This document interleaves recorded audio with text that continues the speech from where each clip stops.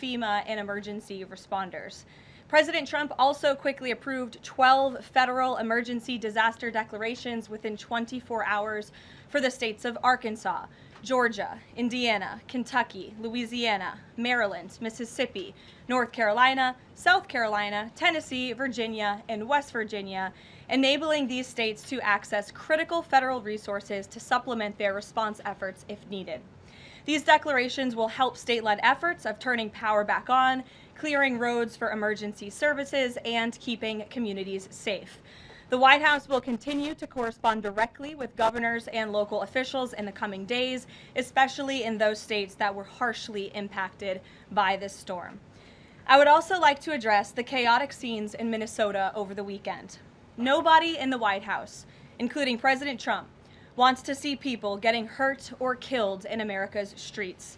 This includes Renee Good, Alex Preddy, the brave men and women of federal law enforcement, and the many Americans who have been victimized at the hands of illegal alien criminals. Saturday's shooting remains under active investigation by Homeland Security Investigations and the FBI. The Customs and Border Protection is also conducting their own internal review. As President Trump said yesterday, the administration is reviewing everything with respect to the shooting, and we will let that investigation play out. But let's be clear about the circumstances which led to that moment on Saturday. This tragedy occurred as a result of a deliberate and hostile resistance by Democrat leaders in Minnesota.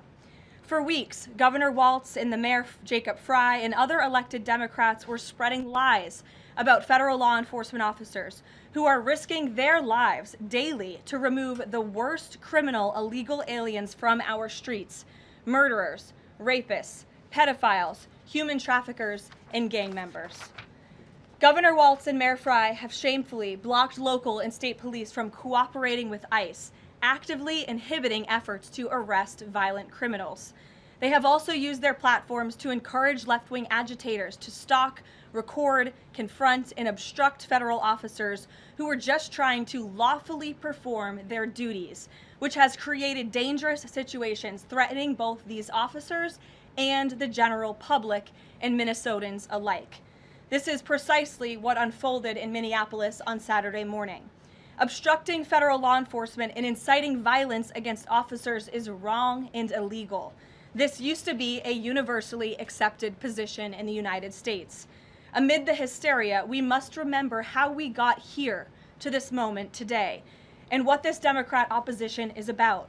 Former President Joe Biden and the Democrats opened America's borders for 4 years, inviting tens of millions of illegal aliens from all over the world to flood into our country.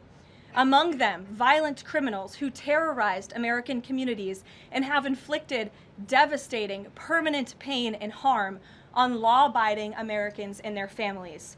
Yet we never saw outrage from Democrats or their allies in the liberal media over these horrifying crimes against U.S. citizens. The pain of American angel families was ignored and dismissed because it undermined the Democrat narrative. Innocent Americans like Jocelyn Nungray, Laken Riley, and Rachel Morin are just a few of the many victims savagely murdered by illegal alien criminals. Earlier this month, an illegal alien from Mexico with a long criminal history who came into our country under Joe Biden's administration threw a baseball-sized stone at a school bus carrying children in New Jersey and fractured the skull of an 8-year-old innocent child. President Trump promised accountability to these American families by securing the border, deporting every illegal alien who has committed crimes, especially and most importantly, violent crimes. Nearly 80 million Americans voted for him to deliver on that very promise, and he is. As the duly elected president, the president is fulfilling the will of the people by arresting and removing these threats from our country in cities from Los Angeles to New York and, yes, Minneapolis. Yet Democrat leaders in Minnesota with sanctuary city policies have actively defied federal immigration law and the will of the people. And as a result of that defiance, 2 Minnesotans have now tragically lost their lives on the streets of Tim Walz's state. It is President Trump's hope and wish and demand for the resistance and chaos to end today. That's why President Trump spoke with Governor Walz directly this morning, and he has outlined a clear and simple path to restoring law and order in Minnesota. Number one, Governor Walz, Mayor Frey, and all Democrat leaders should turn over all criminal illegal aliens currently incarcerated in their prisons and jails to federal authorities, along with any illegal aliens with active warrants or known criminal histories for immediate deportation. Number two, state and local law enforcement must agree to turn over all illegal aliens who are arrested by local police. And then thirdly, local police must assist federal law enforcement in apprehending and detaining illegal aliens who are wanted for crimes, especially violent crimes. If Governor Walz and Mayor Frey implement these common sense cooperative measures that I will add have already been implemented in nearly every single other state across the country, Customs and Border Patrol will not be needed to support ICE on the ground in Minnesota. ICE and local law enforcement can peacefully work together, as they are effectively doing in so many other states and jurisdictions. Additionally, President Trump is calling on the United States Congress to immediately pass legislation ending sanctuary cities once and for all. American cities should be safe sanctuaries for law-abiding citizens only, not for dangerous illegal alien criminals who broke our nation's laws and do not belong here. We hope Governor Walz will do the right thing and continue to work with President Trump to keep the American people safe following their call this morning. Americans overwhelmingly want exactly what President Trump is delivering: strong borders and strict immigration enforcement against the worst illegal aliens, of which there are still hundreds of thousands to deport from the interior of our country.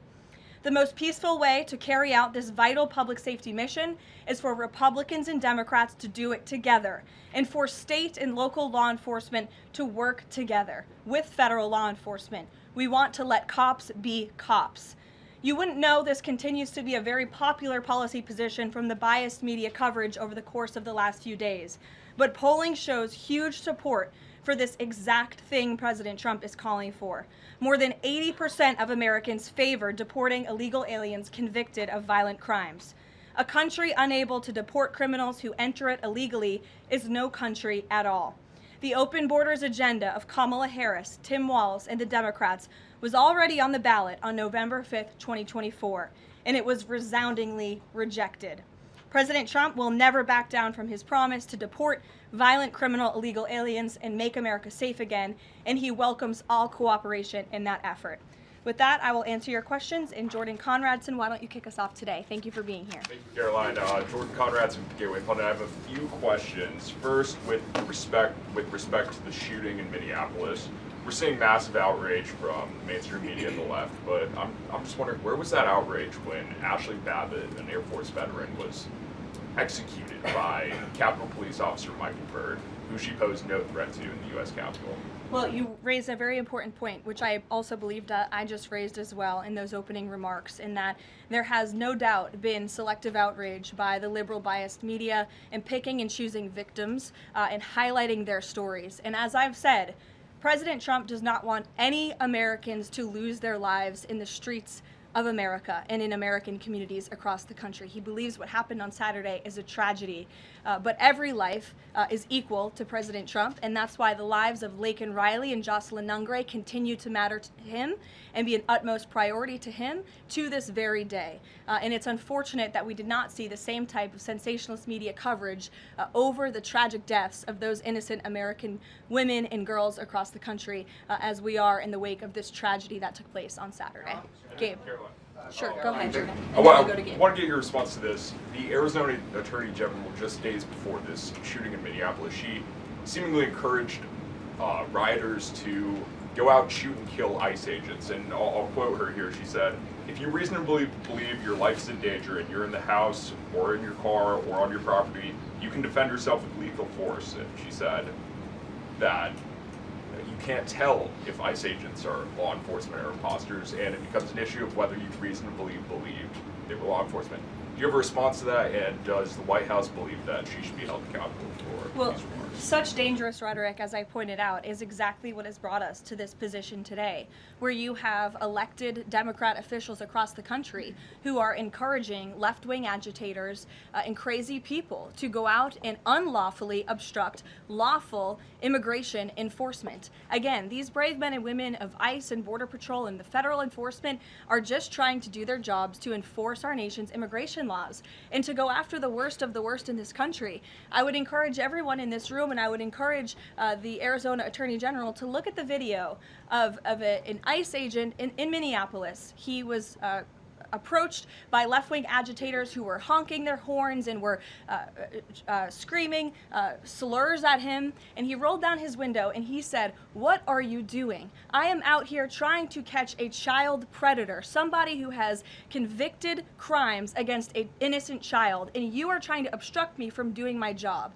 This rhetoric against ICE, comparing them to Nazi Gestapo, Donald Trump's police force, is despicable, it is shameful, and it is precisely what has led to the escalation of tensions in Minneapolis and in other places across the country.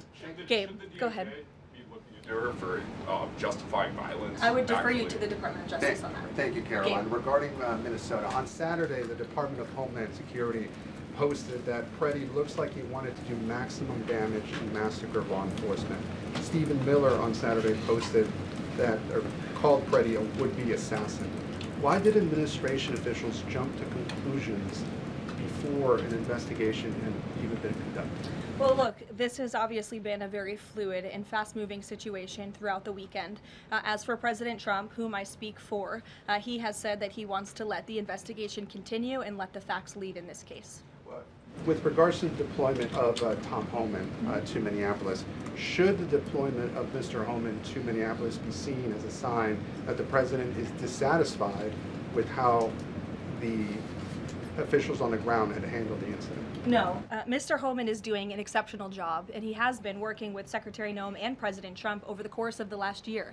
Secretary Noem still has the utmost confidence and trust of the President of the United States, and she's continuing to oversee the entire Department of Homeland Security and all of the immigration enforcement that's taking place across the whole entire country. Of course, Secretary Noem is also in charge of FEMA, and we are in the wake of a brutal winter storm where hundreds of thousands of Americans have been impacted by that. So Borders Are Homan is in a unique position to drop everything and go to Minnesota to continue having these productive conversations with state and local officials. And I know that he's catching a plane in just a few hours to do just that at the request of the president. Jennifer. On Saturday's shooting, has the president been briefed, and have you been briefed on specific details of the shooting? How many shots were fired? How many guns discharged? And I mean, did the protesters' gun go off, or only the officers' guns? Do you have any of those details? Again, the investigation is continuing, Jennifer, and we will let the facts lead, and we will let the facts play out in this investigation. I do know that HSI and FBI are conducting interviews with those that were involved and the agents who were involved in this unfortunate tragedy on Saturday. Are they keeping the president up to date on all those details? The president is obviously very much on the ball with respect to this investigation. I think he's made that quite clear with the various statements that you've seen him put out, and also the 4 points that the president has outlined as well to Governor Walz, and to encourage him to cooperate with ICE and with the administration. Mary. Thanks, Caroline. To follow on Gabe's question, Secretary Noem said Alex Preddy committed an act of domestic terrorism. Stephen Miller labeled Preddy a domestic terrorist. Does the president agree with them? Look, as I've said, I have not heard the president characterize Mr. Preddy in that way. However, I have heard the president say he wants to let the facts in the investigation lead itself. Was he alarmed to hear his top officials referring to him in that way, rushing to that judgment? Danny, go ahead. Thanks, Caroline. On Stephen Miller's comments, will Stephen Miller be apologising to the family of Alex Preddy for calling him, quotes, an assassin who tried to murder federal agents, despite the fact that, as you say, this is still under investigation? Look, again, this incident remains under investigation, and nobody here at the White House, including the President of the United States, wants to see Americans hurt or killed and losing their lives in American streets. And we mourn for the parents. As a mother myself, of course, I cannot imagine the loss of life, especially losing one's child. And that same empathy from the president goes for the parents of angel families, parents of victims of illegal alien crime across our country as well. And that's exactly why the president continues to be wholeheartedly committed to deporting the worst of the worst criminals from our country. Why don't we go to the back? Kelly. Caroline, does the president believe that the killing, though, was a mistake? Has he expressed that at all? Again, the president has said, we have to review it, and this investigation needs to continue, and he's letting the facts on the investigation lead itself. Does he want the body camera footage to be released to the public? Now, that's not something I've heard the president commit to, so I won't do that from the podium. Sure. Caroline, how serious is the administration taking allegations that local and state officials in Minnesota are actively coordinating with demonstrators through encrypted or non-encrypted communications, as well as providing government resources to impede immigration enforcement operations? I'm sorry, Carrie, could you repeat your question?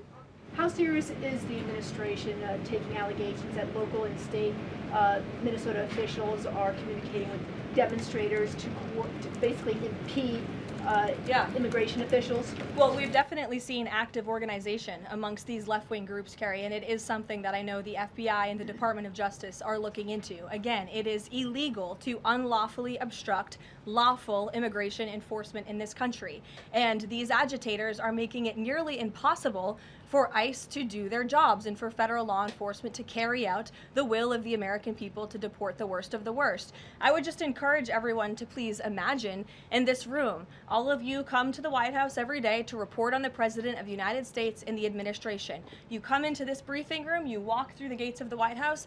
Just imagine if there were left-wing agitators or agitators of any kind who were in your face, who were doxing you, who were harassing you, who were physically threatening you, who were biting off your fingers in the case of two Border Patrol agents we saw this past weekend in Minneapolis.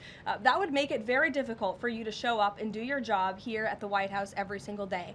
That's what these officers in Minneapolis are facing. That's why the president is calling on Governor Walz and Mayor Frey for these three very simple and common sense points of cooperation so that ICE and local law enforcement can work together. Again, we are just asking for police to be police. And if you ask any law enforcement agent or official, they want to be able to work with their federal counterparts at the state and local level and vice versa. Caroline. John. Thanks a lot, Caroline. Two questions. One is looking forward. The role of Mr. Homan. Is he being sent by the president to diffuse the situation that exists right now on the ground? Is he the point person essentially for the White House in terms of trying to tamp down the tensions that exist right now in Minnesota? Well, Mr. Homan is the point person for cooperating with state and local authorities and corresponding with them, again, to achieve this level of cooperation to subdue the chaos on the streets of Minneapolis. And I would just point out that Mr. Homan is someone who has been lauded for many, many decades for his experience working in law enforcement. In fact, this is a Washington Post headline from 9 years ago, 2016. Meet the man the White House has honored for deporting illegal immigrants. And I would remind everyone in this room that it was former President Barack Hussein Obama who awarded a medal to Mr. Homan. So he's obviously very qualified. He has the full trust and faith of the president. He will continue to have these meetings in the hopes that ICE and local law enforcement can cooperate and work together to have successful immigration enforcement, as we've seen in almost every other state across the country. And secondly, Caroline, can you talk a little bit about tomorrow's trip by the president to Iowa, what the purpose of that trip is, what the goals of that trip are? Sure, yes. Tomorrow, President Trump will be traveling to Des Moines, Iowa. He will be making a local visit at a local business, and then he will be giving a speech on affordability and on the economy. And I know he very much looks forward to being there, to meeting with the great people of Iowa, but also lawmakers as well. Jake. Caroline, a couple quick questions. First, does the president remain fully confident in Kristi Noem's ability to lead the DHS? Yes. And then just secondly, just on that Wall Street Journal reporting that we saw yesterday, the president said at some point that the immigration enforcement officers would leave Minneapolis. Did the Saturday killing of Alex Pretty expedite that withdrawal at all? to your first question, the answer is yes. He still has confidence and trust in Secretary Noem. To the second question, I would point you back to what I said earlier. If Governor Walz and Mayor Frey implement these common sense cooperative measures, CBP will no longer be needed to support ICE on the ground in Minnesota. ICE and local law enforcement will peacefully work together, as they are effectively doing in so many other states and jurisdictions, to remove violent criminals from American neighborhoods across the country. Did Walz ask the president to remove the immigration enforcement officers? He asked the president to scale down, and the president reiterated what the president put out in his statement yesterday and what I'm sharing with all of you as well. I would just add on this level of cooperation a few statistics that I think are very important. 7 of the top 10 safest cities in the United States cooperate with ICE. And we've seen historic turnaround in safety in cities that have chosen to cooperate with ICE, that are not just led by Republicans, but also look right here in Washington, D.C. We had a great level of cooperation with Mayor Bowser and the local government, and we have been able to remove thousands of illegal aliens from the District of Columbia, where you all live, so you can thank President Trump for that. The murder rate in Washington, D.C. has plummeted as a result. There were no riots, there were no protests, nobody was tragically killed as a result of that level of cooperation between federal and local authorities. And again, that's all the president is asking for in Minnesota. It's totally common sense. Jared, go ahead. Thank you. Karoline, in this process, you continue to describe the situation in Minneapolis as chaos. Was there any mistake made by Secretary Noem that led the president to send Mr. Homan there? I'm sorry, I don't understand your question. Did Secretary Noem make a mistake which led to...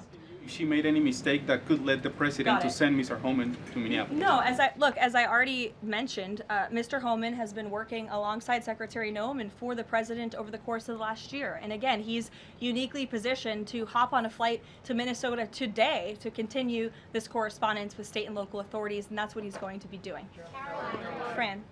Karoline, is it the White House's position that Americans have the right to show up to these ICE operations and film, document, or protest the law enforcement actions? All Americans have a First Amendment constitutional right, of course, but Americans do not have a constitutional right to impede and obstruct lawful immigration enforcement operations. That is actually a crime, and it's something that we've seen taking place in the streets of Minneapolis, which again is leading to these dangerous circumstances that these federal law enforcement officers have been forced to work within.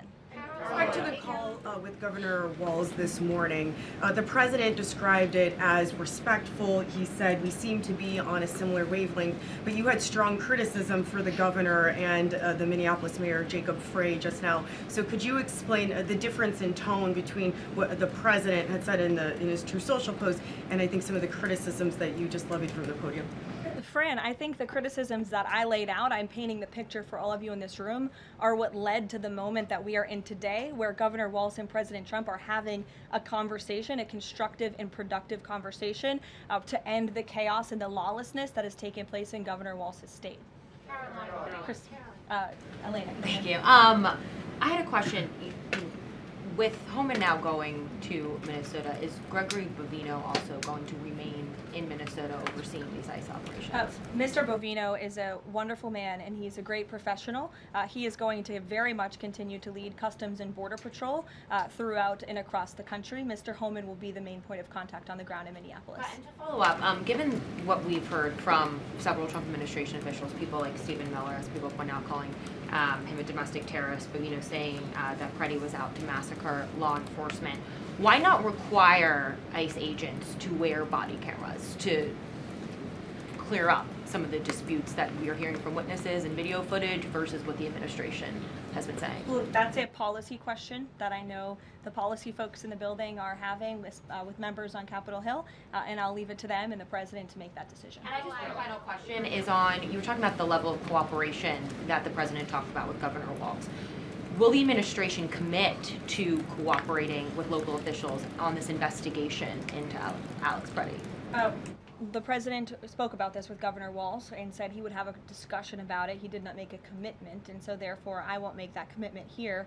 I would just remind all of you in the media, because I've seen a lack of reporting on this fact, there are investigations into what took place on Saturday. The Homeland Security investigations and the FBI have teamed up for an investigation, and there's also an internal CBP investigation, an internal review of what is happening on the ground in Minnesota. The president supports those investigations, and as I've said repeatedly, he wants to see them move forward. Phil. FBI Director Kash Patel said in a Sunday interview, quote, "You cannot bring a firearm loaded with multiple magazines to any sort of protest." Does the president believe the Second Amendment rights remain in effect even when protesting? The president supports the Second Amendment rights of law-abiding American citizens. Absolutely. There has been no greater supporter or defender of the right to bear arms than President Donald J. Trump. So while Americans have a constitutional right to bear arms, Americans do not have a constitutional right to impede lawful immigration enforcement operations. And any gun owner knows that when you are carrying a weapon, when you are bearing arms, and you are confronted by law enforcement, you are raising the assumption of risk and the risk of force being used against you. And again, that's unfortunately what took place on Saturday. Will his mission continue to be focusing on illegal immigrants with a criminal history, or will it be on illegal immigration generally? Mr. Homan will continue to enforce our nation's immigration laws, especially deporting the worst of the worst criminals in Minnesota who have committed violent offenses. And I would just remind all of you that this important work is continuing to be carried out. In just the last few days, I'm happy to provide this packet to anyone in the room. ICE has arrested multiple violent criminals, illegal aliens within Minnesota. Many of them have convictions for assault, driving under the influence, fraud. This individual here I'm looking at was an aggravated felon with multiple convictions for larceny, fraud, and forgery of checks, vehicle theft, drug possession, domestic assault, inflicting bodily harm on another, criminal convictions of larceny, identity theft, again, charged with driving under the influence. These are extremely dangerous people who Governor Walz and Mayor Fry have allowed to roam on their streets, and all the president is asking for is cooperation to arrest individuals like this and deport them from the United States of America. I'll take a couple more. Go ahead. Okay, so this weekend the president posted that this is a cover-up of the fraud in the state of Minnesota. He also posted Minnesota is a cover-up. These both happened after the shooting. So given that these came after the shooting, what is the this here? What is the cover-up he's alleging? Yes, it's a good question. I've spoken with the president about this at length. What the president is referring to is the fact that you have Governor Walz and, again, the mayor, who have been encouraging these left-wing agitators to come out and to harass and to dox and to threaten ICE and to make this conversation about and smear lies about federal law enforcement who, again, are just trying to do their jobs in an attempt to distract from the widespread, massive fraud that has taken place in their state. Billions and billions of dollars has been stolen from law-abiding taxpayers in Minnesota, and the administration continues to be very focused on getting to the bottom of it, especially, and the president raised a good question over the weekend, with respect to Congresswoman Ilhan Omar, who now has a net worth within the millions, and one must ask themselves, why and how is that possible? Is she connected to the fraud rings that we have seen taking place within her state and her own district? It's a question the American people are raising, and the president believes it's one worth answering. Haley. Thanks, Caroline. I want to go back to some of the comments from Stephen Miller and Secretary Noem.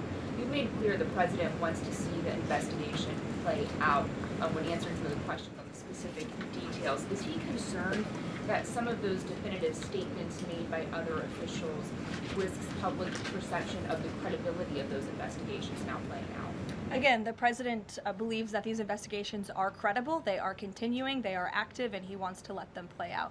Alex. Caroline, thank you. Is the administration willing to separate DHS funding from other funding bills in order to avoid a broader shutdown? Look, at this point, the White House supports the bipartisan work that was done to advance the bipartisan appropriations package, and we want to see that passed.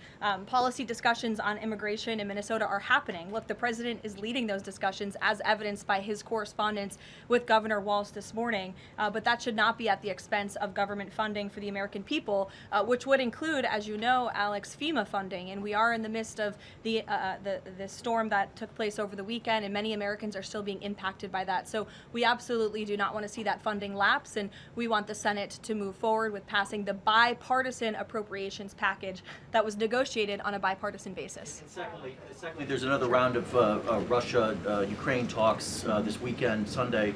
I wonder if you can walk us through with the president, how he will be involved in that, if at all. We'll be talking to President Putin, President Zelensky ahead of those meetings. I'm not tracking any scheduled calls at this point in time. However, the president remains deeply involved, and of course he's being apprised by his advisors, namely Jared Kushner and Special Envoy Witkoff, on these talks. They had a multilateral meeting this past weekend, which didn't get a ton of coverage, but that was historic in nature, where the president's team has really brought two sides of this war to the table together to move the ball closer towards peace. So the president is not giving up on the peace process. He obviously just met with President Zelensky when we were in Davos, Switzerland, but I'm not tracking any calls scheduled for this week. On one more foreign policy point, I will point out, as you all saw, the last remaining body of the hostages, Israeli hostages in Gaza, has been returned. This is a huge foreign policy feat for the President of the United States, for the State of Israel, and frankly for the whole world. The President made the impossible possible, and so it's great news for the President, for the United States, for our allies, and also for peace in the Middle East. And I understand that more than 20 new additional countries have also signed up to join the newly established Board of Peace with respect to the rebuilding of Gaza, which is another historic accomplishment for this president. So thank you all very much, and we'll see you in Iowa tomorrow. Did the president talk to Russia?